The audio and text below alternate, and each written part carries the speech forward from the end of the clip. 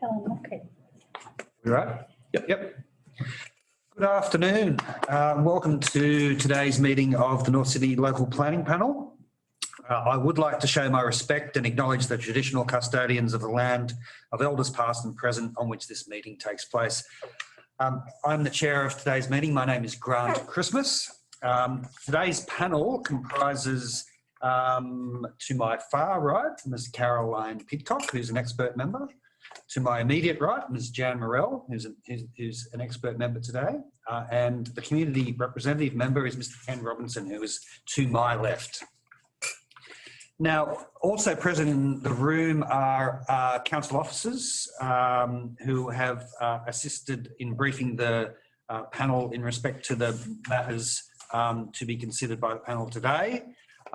Firstly, I will confirm the minutes of the previous panel meeting, which was held on the 7th of April 2021, unless there are any objection to those minutes. No, thank you.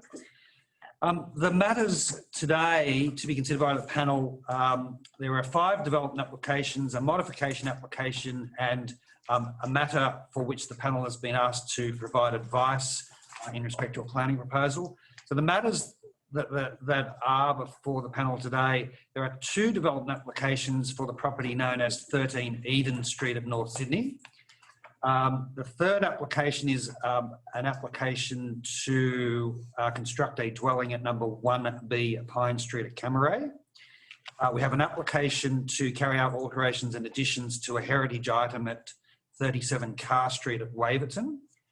We have an application to subdivide and to carry out alterations and additions to an existing mixed development, I'll call it that, at 2 to 4 Winslow Street, Kirribilli. We have an application to modify a consent for alterations and additions to a dwelling at Folly Point at Camaray. And as I indicated, the panel has also been asked to provide some advice in respect to a planning proposal for what is commonly known as the Five Ways Triangle site in Crow's Nest. Now, panel, I know that you've prepared a conflicts form and submitted that to the council. Can I just confirm that there are no conflicts of interest from any panel member today? No conflict. None from me, thank you. Now, in respect to today's meeting, in respect to the items, we hear from any objectors or submitters first, and second, we then hear from applicants' representatives. That permits the applicant to respond to the concerns raised by any objectors or submitters. The panel has had the benefit of a council report. We've had a briefing from council staff, as I indicated. The panel's undertaken a site visit, whether that be actual or virtual or a combination of both. Now, those people who will be speaking, this goes for both objectors and applicants. There's a limit of 5 minutes in which to speak, and you will be advised when you are approaching that limit and be asked to sum up. Now, at the end of your address, please stay on the line because the panel may have questions of you. Now, this meeting is being recorded and the recording will be available on the council's website in the near future. Now, please ensure that that both those people speaking and those people listening are given a fair go at all times. I will ensure that this happens. I do not want people talking over the top of one another. It's wholly inappropriate. Now, in respect to the way the panel will deal with these applications, we will hear each of the items before us. After that, we will go into a closed session and make our decision with respect to the applications or the matters before us. And in that regard, the panel may go along with the council officer's recommendation. It may make some other decision, or it may in fact defer the application, although that is generally unlikely in the present circumstances. Now, I think that deals with most of the procedural matters, unless there's any questions in regard to that procedure, I would suggest that we go into and deal with, I was proposing to deal with both of the 13 Eden Street items together, unless there's a significant objection to that, because as I understand it, those people who have registered to speak, both from the applicant and from the objectors, are the same. So in that regard, I would ask, I have Amanda Judd who wishes to speak. Is she there? Amanda, she comes through as Amanda's iPad. And I think you need to unmute, Amanda. You're trying to, I can see. Yes, hello. Hello? Are you there, Amanda? Yes. Oh. Have we unmuted her, Josh? Yeah, she's unmuted.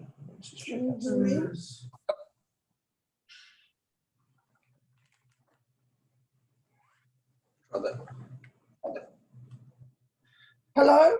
Yes. Hello, Amanda. How are you going? Good, thank you. Good.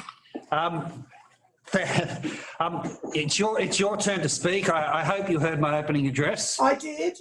Thank you. And as I indicated, I mean, I think it's appropriate, bearing in mind the fact that the applications relate to the same property, unless you object otherwise, yeah, please feel free to address either or both of the applications before us. Okay, so my address is for both of the DAs because they do relate to each other. Yep. And I have submitted a 6-page accompanying document with an appendix to my address, and I'm hoping you have that. Because I have only 5 minutes, I am just going to read this. Yep. Because I want to cover everything. So you just bear with me. So my name's Amanda Judd. I am a resident at Unit 206 of 13 Eden Street, and I'm also the Secretary of the Owners Corporation. I object to the change of use of the ground floor commercial suites to 24/7 and residential apartments, as this change will directly affect the personal amenity of all apartments that are above and face the courtyard. The noise that carries from the ground floor, which is predominantly brick, to the surrounding courtyard is loud. Windows in the 6 apartments on the south side all face the courtyard, including bedrooms, living areas and balconies. For 2 apartments on the northern side, bedroom windows face the courtyard, plus 1 apartment facing west. In good faith, all of the current owners purchased their luxury apartments with the knowledge that the ground floor space was commercial and therefore would not operate before 7 a.m. and after 7 p.m. during the week, including Saturday, with no access on Sundays or public holidays. As a note, the contracted cleaners of Modog who occupy the commercial suites at the moment are often cleaning the offices on a Sunday. This is not part of the special bylaws 4 and 5 of the Strata Plan 96224. I'm just going to go into some historic information, and if you can just bear with me. The Strata Plan had to be registered in December 2017, which is 3 years ago. Yet 4 months later, the developer applied for the first of 11 DAs to change the use of the ground floor area. Most apartments were settled in December 2017. A case has already come before the Land and Environment Court of New South Wales with Modog, which was upheld to Modog to create a mixed-use building. Modog has complied. Please note here that Modog has never included fit-out changes in any of the 11 DAs regarding the change of use of G01 to G07. Upon the Land and Environment Court's decision, the ground floor suites were advertised as commercial. However, Modog developed these suites with residential in mind, with each suite having kitchens, laundry facilities and bathrooms. The argument put forward by Modog is they are unable to lease or sell these premises as commercial suites. I would like to draw attention to several commercial premises that have actually been sold in the Eden and Myrtle Street area recently. Perhaps if the suites were more conducive to a commercial suite, then perhaps they would have more success. I refer to the SP 96224 ground floor plan, which is page 5 of my submission. The ground floor quadrangle is common property. The walkways to the suites are common property. MoDOG have never received consent from the Owners Corporation to change the common property from commercial to residential, including changing to 24/7. MoDOG have also yet to return to common property the disabled toilet from Suite 7 on the ground floor. Please see motion 24 in the minutes, Appendix A, of the AGM owners of 13 Eden Street, North Sydney on the 24th of September 2020. On page 2 of my 6-page submission, I've also listed out all of the DAs, which I'm sure you have access to. So that is my main objection. And I have one question to the panel. Is there a limit on how many DAs can be submitted under the one subject? We have basically had to deal with 11 DAs in 3 years. The stress that goes along with that, I can't tell you, is outstanding. So I do want to be given some sort of answer or direction on whether there is actually a limit to these DAs that can be submitted. Okay, it's not normally the position of the panel to answer questions, but I can tell you because I know the answer. The answer is no, there is no limit. A person can lodge a development application or an unlimited number of development applications in respect to any property. So unfortunately, there is that's the legal position. So that's the answer to your question. Can I just ask Amanda a question? It seemed to be from your address to us that your concerns seem to focus on the use the application relating to the use of the suites for commercial purposes for 24 hours. Now, as you know, there's an application before us to convert the suites to studio apartments. Do you object to that? Yes, so my objection covers both the 24/7 change and the change of commercial to residential, because then if they change to residential, the access has to be given 24/7. Right. Yes, so it's both. My address covered DA 28720 and 329. No, I did appreciate that. It's just that the thrust of your submission seemed to concentrate on the commercial use of the suites as distinct from the DA that seeks to change it to residential. Well, only because they currently are commercial. So what that provides to the residents is a relief from noise from the ground floor from the evening and weekends. Yes. Oh, no, I certainly appreciate that. I just wanted to clarify that that there are, and I wouldn't be dealing with both applications, because although we've joined them together, they are separate applications. I just want to be clear as to, because obviously there are different issues. There are obviously common issues as well, but there are different issues because of the nature of the applications. Are there any questions from the panel members of Ms. Judd? No. Thank you, Amanda, for your address. Thank you. And the next speaker that I have on speakers are listed as Martin and Mary Ryan. Is it just one or is there two people? Are they there, Josh? I've got someone who's just unmuted, but I don't have anyone speaking yet. Okay, do I have any other person? There should be 20 participants. We can only see 9. I might come in later. There's much more over here. There are more. It's just that they don't have videos on, so Right. don't show them. We can put why don't we press participants so we can see who's the lead in the waiting room? I'm keeping an eye on the waiting room here. All right. Oh, okay. All right. All right. Yeah, are there any other people who object to these two applications that are there expecting to be heard? I'll take that as a no. Silence. I do have... Just one moment. Excuse me, Josh, are you trying to ring I'm just Mary Ryan? I'm not sure if it's up to the panel if you want to move on to James Lovell, and I can give Martin Come a back. call. Okay, yeah. No, well, Oh. can you just do it very quickly, just so we can get them on? Sorry, Grant.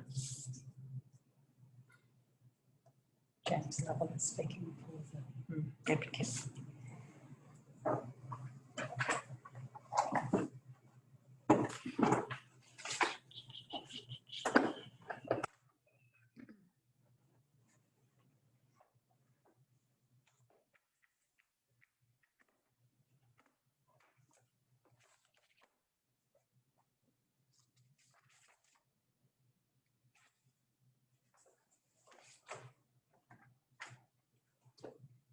Answering his phone. No, No? that's right. Okay.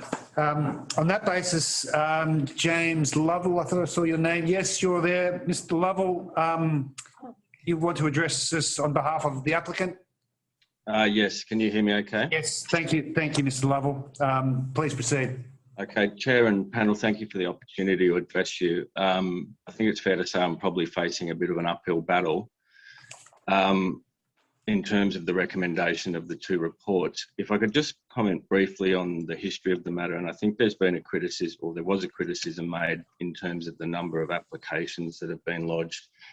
And that criticism to some extent is fair. There have been quite a number of applications lodged, but the reason that that's been done is because of the ongoing difficulty in attracting appropriate uses for these suites. So the applicant has made many attempts to try to establish a suitable set of uses for the ground floor tenancies.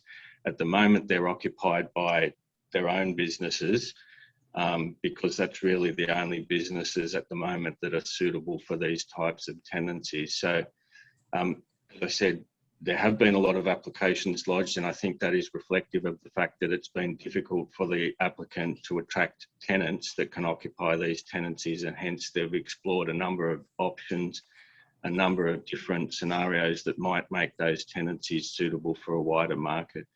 If I could just comment on the issue of the report. The applicant was a little bit disappointed in the content of these reports, and I say that because for two reasons. Firstly, typically when we lodge DAs with the council, there's an opportunity to address concerns that are raised along the process of the assessment of the applications. Unfortunately, in this case, and it may be because it was done externally by a consultant, the applicant didn't have any consultation with council and wasn't afforded the opportunity, which it typically is, to address some concerns. And so the content and the recommendations of the report came as somewhat of a surprise. The other issue is that a previous application for the use of these same suites at the ground floor level as a motel was considered by the same consultant, and that consultant recommended approval of those applications. And that's fine, but one of the main reasons that it was recommended for approval was because the consultant accepted that there was a need for a plan of management to coordinate and manage these types of interface issues. And she felt that the use of a plan of management could satisfactorily resolve those issues. Now, that wasn't accepted by the panel, and that DA for the motel use was refused. The point I'm trying to make is that when the concerns are now raised in the current report, particularly in relation to the extended hours, the report suggests that the management of those issues is not something that can be accommodated via a plan of management. And I don't agree with that. And it seems to be inconsistent with the view of the consultant in the previous assessment, in which case it was felt that those issues could be addressed via a plan of management. But if I go to the specifics of the application now, when the application was lodged, it was accompanied by an acoustic assessment, firstly, and secondly, quite a detailed plan of management. The acoustic assessment provides a series of recommendations intended to ameliorate any internal issues associated with the use of the ground floor. And the applicant can accept those recommendations, and they're not complicated and they're relatively easy to implement. The second part is there is a detailed plan of management that seeks to address all of these issues. Now, as I said, it's not unusual to have a plan of management in this type of situation. The plan of management that's been lodged is quite detailed and it picks up on the same recommendations of the acoustic assessment. Collectively, those are intended to minimise any potential impacts on the amenity of the other apartments in the building. But that's probably as far as I can go. I can say that the applicant was a little disappointed in the recommendations of the report. The applicant has demonstrated a long history of having a difficulty of attracting suitable tenants. The application was accompanied by a properly prepared acoustic assessment and a very detailed plan of management. And they are confident that those mechanisms and the adoption of the plan of management would resolve the majority of the concerns that the other residents in the buildings currently have. And those are my comments. Thank you, Mr. Lovell. The questions from the panel members? No, thanks. No, thank you. No, thanks. No.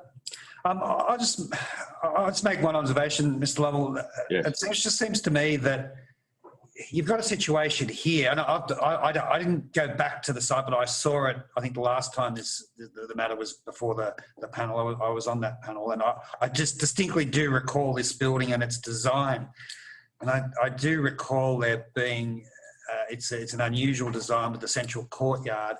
It does seem to me that all over the city we've got commercial on the ground floor with residential above, and they generally operate in harmony without the need for a plan of management. And that's because the commercial operates during the day and residential at night, or thereabouts as a basic proposition. But what you're doing here is you are indeed seeking to operate the commercial on a 24-hour basis, which isn't the usual thing, and that I can see from the reaction of the residents is causing the concern. So I just make that observation. It just seems to me that that's a fundamental difficulty with that application, with that particular DA, and with respect to the conversion of the studios, the panel will have a look at that later today. And thank you very much for your submissions. They were helpful. Yep, he's gone. Did he drop off? Yeah. Is Gone? James Lovell gone? Yeah, must have. Yeah, he's dropped out. You like what I was saying. Anyway, We get Mary and Martin Ryan. No, they come. No, I sent a text. that's all right. Yeah. I'll give them the opportunity. We'll move now on to item number 3, having dealt with items 1 and 2. Item 3 for the property known as 1B Pine Street, and I've also AKA 493 Miller Street at Camaray. That's the application for the construction of a 2-storey detached dwelling. And I have on my speakers list wishing to address us, and I'll do it in the order that I've been provided.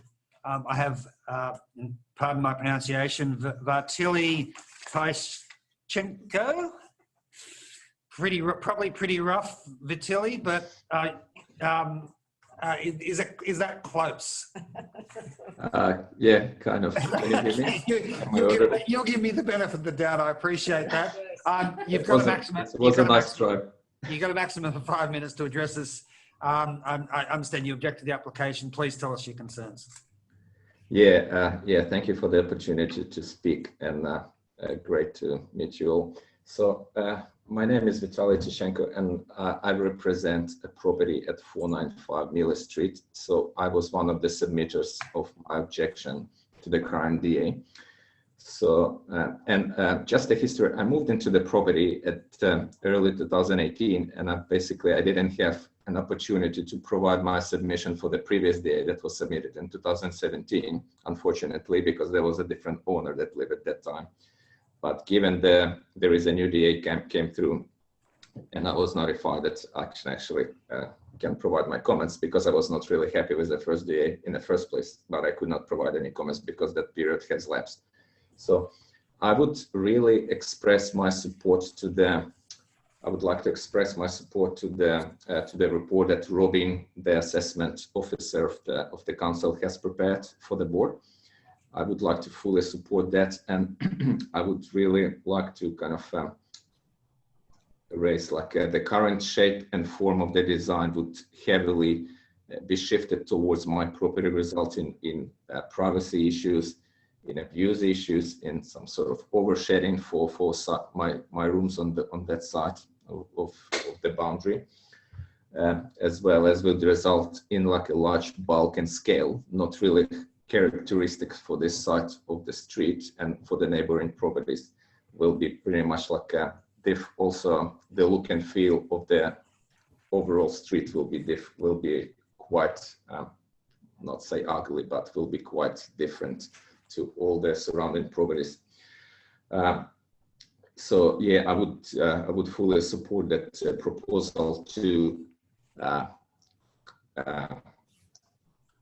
remove that part of the design that overhangs of the ground floor, and just have it just one consistent wall, between first ground and the first floor. Also, I would like to fully support the removal of the external staircase, because that would represent a huge privacy concerns for surrounding property, not just my property, but like 491 and 497, because from that kind of staircase, you could really overlook any backyards of, anyone around you, right? As well, I would also like to raise a concern of setbacks.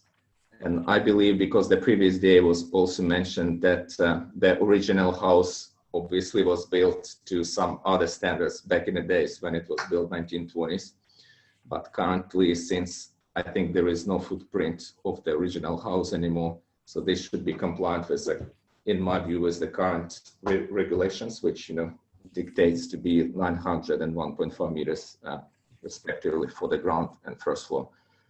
So I would also like to raise that for the board to consider, to be assessed according to the current standards and not something that doesn't exist there anymore. Also, I would also like the board to consider sort of a privacy overlook from the windows on the first floor of this new house, and if possible, make them frosted or some sort of a design that will not provide any overlooking into my property neighboring windows.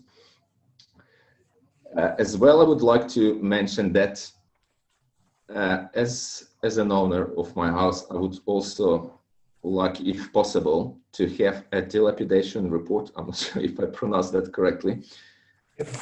Because there is a mention of the dilapidation report required for the council property, but if it's possible to actually also add that condition to the approval, that dilapidation report to be provided for the neighboring properties, because I believe before the whole build was started, the applicant came with a person who took pictures of my house, but I have never received any sort of report. And I was told that they will send a report to me, and never received anything. I believe that was the same case for 491 Miller Street. So I would like this condition, if possible, to be implemented into the final approval, or this, final outcome of the council review. And just one last comment from my side, like overall, from my feel of what was happening, is that just to give the board a view, like how the residents would feel about the ongoing development on 1B Pine Street, is that we have never been told that there will be like a full demolition of the house done. So that came to us as a surprise, because originally we were told that it's only gonna be like a first floor addition, and it would be like a minimal kind of demolition works. Sure. And then we had the whole house demolished pretty much like in a matter of week or 1.5 weeks. Also, one of the conditions of the previous day was to provide, before any works should start, right, to provide a sediment control plan, right? So you would protect the property like for any stormwater management, anything. And the problem is that I just want to alert the panel that nothing of that was done. There was water that was heavy rains recently, as you remember, like probably a month or 2 months ago, but there was a heavy rains which resulted in a lot of water actually just flowing on the streets, like flowing to my property as well. And I've alerted that to Robin when he actually visited during our site visit. Okay. So my kind of concern is that even though there are some conditions on a DA approval, those were not implemented when the building has started, the construction has started. Thank you, Okay. Vitaly. Yep, that's all. Well, yeah, thank you. We'll bear that in mind. So in respect to the dilapidation report, your request was that what the previous report also be provided to you, or that report, or a new report be provided? I didn't quite understand that. Well, I mean, the thing is, I have never been provided with any reports, so I'm not really sure. Like, if the pictures that were taken before the demolition happened could be used in providing a report, yeah, I would go for that. Yes. Okay. All right. We'll have a look at that. Thank you. Any questions from the panel? Thank you. Thank you very much. So just stay on the line. Just stay on the line a moment. Any questions from panel members? Thank you. No. Thank you, Vitaly. Thank you for your address. Yeah, thank you very much. Next objector I have on my list is Linda Quinn. Are you there, Linda? Yes, I am. And I also have my friend with me, Alice Cook, who should be on the list. Right. I'll have to address the panel. Address the panel. I only have you registered, Linda. Well, Alice, when did you register? Yesterday. Yesterday. I've just been helping Linda out with some of this work. So she just asked me to speak on her behalf, if that's okay. So instead of. Yeah. Thank you. So what's your surname, Alice? Cook, C-O-O-K. C-O-O-K. No problem. Please address us. Thank you. Good afternoon, panel and other expert council staff and neighbours. So we'd like to thank Robin for his extensive report on DA 40/2021 and mainly agree with his conditions and recommendations, except the areas of setbacks 1.4.6 solar access and solar access and overshadowing, which is the 1.3.7.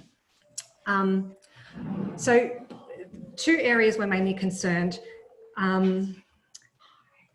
We believe that the ground, basically our major concern is the ground floor southwestern wall, which is 700 mils off the southwestern boundary eve, is only 450 and cannot be accepted on merit, as considering the house is no longer standing and it breaches the setback controls. Oh, Linda, can you log into your password? In regards also to the, so basically what we believe is when you clear the site, therefore you should be made to comply with the current DCP controls that are set out. So that was our main argument in our submission that we put through. With that close proximity to the, to the neighbour, to the proposed site of 493 Miller Street. Sorry, just a second. We just had a bit of a technical glitch. So we kind of believe that from reviewing your report that the cantilever that has to get removed, and therefore that condition that's been put on to readdress the design of the first story, could it not be an opportunity to reposition this dwelling and shift it, new construction, and shift it slightly further away from the 491 Miller Street property to basically just adhere to the setback requirements of 900 mil and 2.5 up on the second story. Also to that southern boundary, just close it on, that southern boundary wall, it needs to be fire rated as part of the report set out by Robin. So that fire rating would create a huge construction cost. Also, to fire rate that, whether it's fire shutters, dampeners, whatever drenches, very expensive. Would be more cheaper to build a new wall and comply with that setback. And tie into the And first floor. yeah, and also it has to support the first story. And the concrete slab. And the first story concrete slab, which would be quite onerous, you would think, on a 1920s brick wall that is 700 mil off the boundary. Then that also ties into the close proximity and causing that overshadowing to Linda's property, to her lounge room window and her solar access panels. So they're in breach, and they've been, from what I can understand, they've been accepted on merit. Now, we just like that to be reconsidered, and we believe that we're not trying to stop the proposal. We just want some things modified to allow light to come into Linda's lounge room. Less than the impact. Yeah, because there's an eave, and the eave is showing 450 off the boundary on the ground floor. And the wall is 700 off the boundary. This is the old wall that's there. And then up on the first floor, he's got a setback of 1.5, but again, there's a 450 eave there. So that brings it down to 1,050. So given my northern wall is receiving no sun whatsoever throughout the entire day, that causes dampness, mold, health problems, ventilation, and it is also the thermal mass of that wall. So I'm getting no thermal mass down the side on my northern wall. And that northern wall exists of the front study room, my lounge room, the second bedroom, and my kitchen area. I mean, I actually get no light in my kitchen windows at all. It's shadowed the entire day. So it's of great concern. Okay. And there's a real opportunity here. He has a blank slate, the applicant. He can really position the house into the middle of the block. Then he can comply with all the regulations and build the construction that he wants to build. Okay. Thank you. I have great concern over the actual structural significance of that wall. It's not supported in any way, and it could collapse onto my property at any time. He actually had it tied back into the dividing fence at one stage. I'd also like to ask for, sorry, Alice has small children and they've just come up from their afternoon nap. The proposal for the Juliet balcony at the back, I'm wondering, does it need any extra privacy shutters or anything on it? I also have concerns that there was never any structural engineer details or drawings for the alterations and additions. There's no specifications of the alterations and additions. Like Vitali, I have great concern over any erodement or settlement draining because that hasn't been addressed. I haven't received anything with the dilapidation report. So what happened is the applicant actually just popped around on a Sunday afternoon and took some photos of the inside of my house. There wasn't even a structural engineer with him. So there was absolutely nothing done there, and I've never seen anything from it since.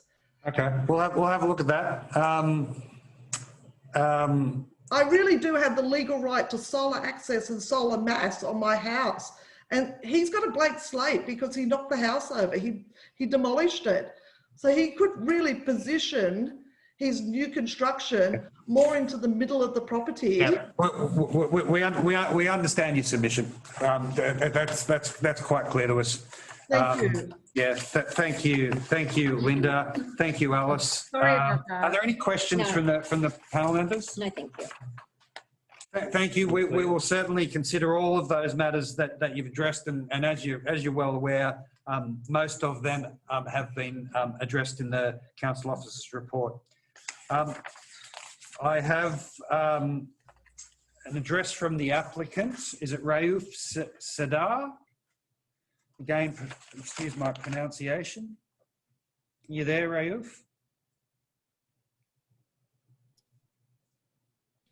Can you hear me? Yes, is it Raouf? Yes, it is. Raouf, and you're the applicant for the for the application? No? Yes. Can you put his video on? Yes. Are you able to put your video on, Raouf? I'm trying. Okay.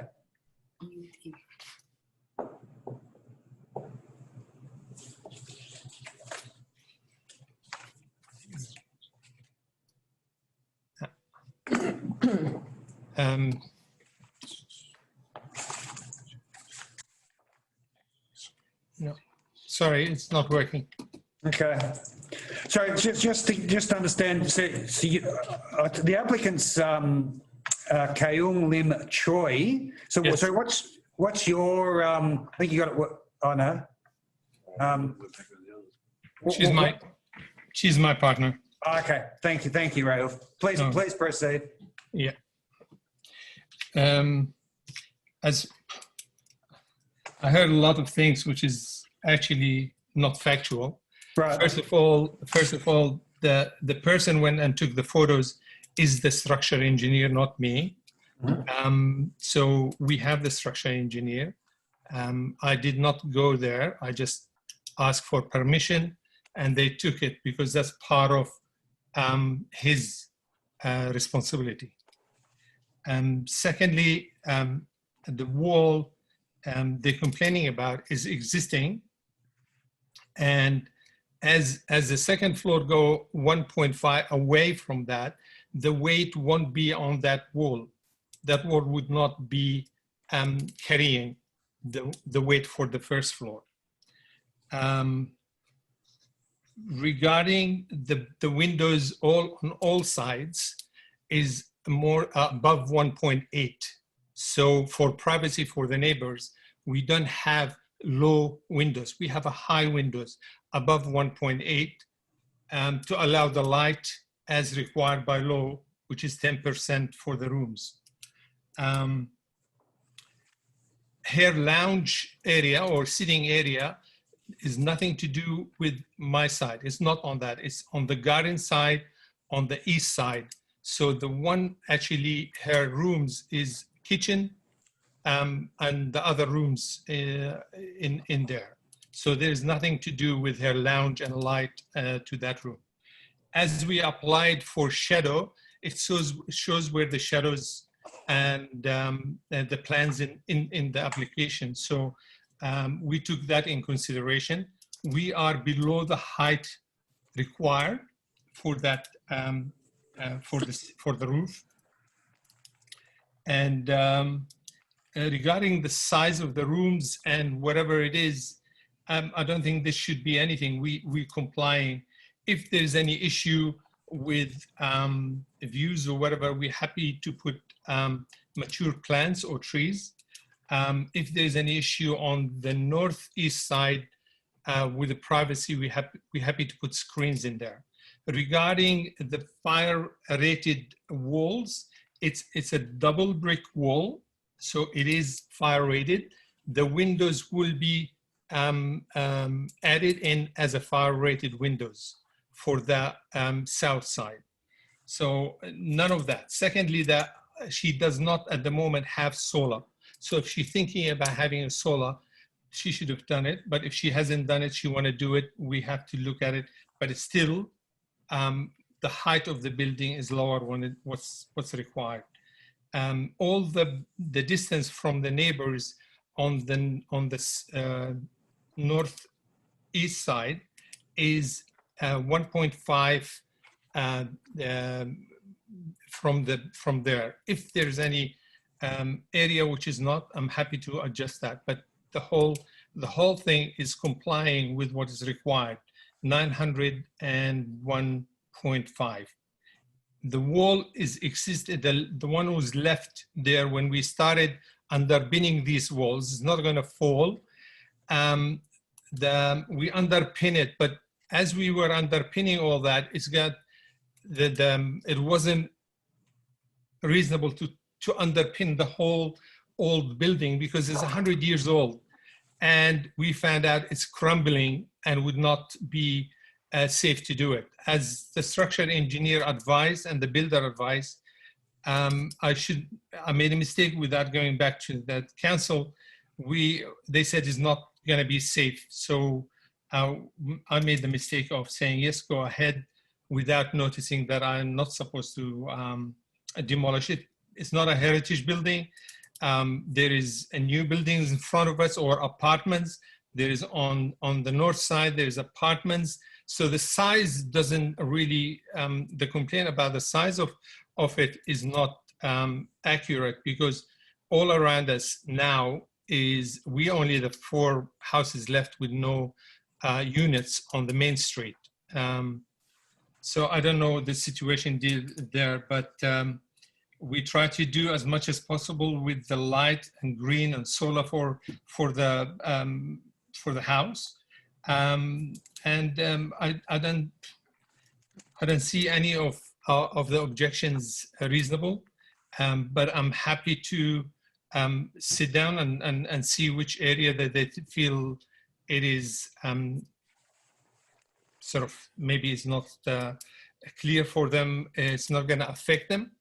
But if there's any issue, I'm happy to address it. It's not an issue there. The stairs, we did the stairs because we have the kitchen and the entertainment area and the dining area on the top floor. That's where I'll be living. And as I'm getting old, I want to make it easy for me to go up. The bottom section is going to be for my nephew to look after me. I don't want to go in nursing home. I've been there for 20 years and I'm intend to die there. Thank you. Thank you, Rayof. Just hold the line. The questions from the panel members of. There's one question that I have, and that is with respect to the concrete flat roof element. And is there any reason why that could not be a 14 pitch colour bond roof as for the rest of the dwelling house? Actually, it is the roof. What we did is separate the roof in the middle, so the light will go onto on the south side. Otherwise, the rooms will be dark. So we left a space in between, and that space is where we put the concrete. As there's no issue with that, it's going to be. I think Jan's referring to the big section at the back, not the roof, not the section. But as a roof for safer, for rain, water, whatever it is to be concrete. It shouldn't. I mean, it's not gonna. Nobody's gonna see it. It's not gonna affect anybody. I mean, I can put there some native bees, put a little bit of plants for the nature to make the place more greener.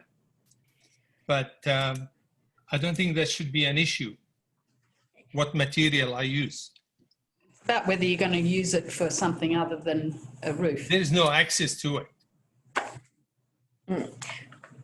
There's no access. Just one further question, and that is in respect of the design changes that are recommended in the deferred commencement condition. Do you have any comment or concern? I actually don't have that report. You don't have the report. It was on the council website. I didn't get it. Well, there are a number of conditions that are proposed that you should be aware of, which requires you to do a number of design changes. And it's in terms of what we call a deferred commencement condition. So you could not commence without, first of all, getting the plans approved by the council, which do a number of things in terms of the proposed element of the northeastern side of the building to be deleted, study, TV room, etc. External staircase and living room balcony to be deleted because of visual privacy to adjoining properties. Spiral staircase connecting the ground floor, living and first floor to be replaced with an L-shaped staircase for safer access. Internal layout of the first floor to be modified to require these design changes. And they are required to be shown in plans and submitted for the approval of council's development services manager prior to the consent operating. the plans as they are is complying with the rules and regulation of the council. Yeah. The thing is, a merit assessment has been undertaken, which is why you perhaps should have accessed the council website to see what the assessment report was, because it's not just a matter of developments complying. They have to be assessed on a merits base, and that's what has occurred, and that's why the deferred commencement condition is recommended. I'll have to look at it.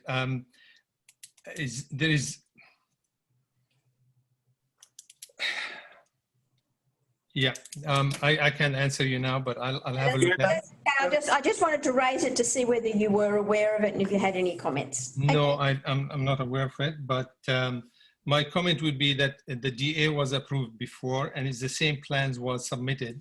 So nothing changed before the first DA and second DA. No, we understand there are differences. And what's the differences? And the consent has elapsed, so it requires a new assessment. No, I'm supposed to put, I'm not supposed to put the second DA, except you pushed me to do second DA. There was supposed to be just amendments, and for whatever reason, they keep pushing, no, you better do this, you better do that. And it's costing me about 100,000 plus just to wait for the second approval. I don't understand it. I don't understand it. The difficulty for you is that you did not comply, as I'm instructed, with the terms of the first approval. You demolished, and you explained it why you did it, but that doesn't excuse what has happened. And as a result of that, there was a need to lodge a new DA. You couldn't modify the existing consent. So unfortunately, those actions resulted in the position that you are now in, and as a result, we the panel will determine the application as it is currently before us, and having regard to the council officer's assessment report and your submissions today, and also the submissions from the neighbouring property owners. Unless there are any other questions, that brings that matter to the end. Thank you very much for your addresses today. Thank you. Respect to that matter.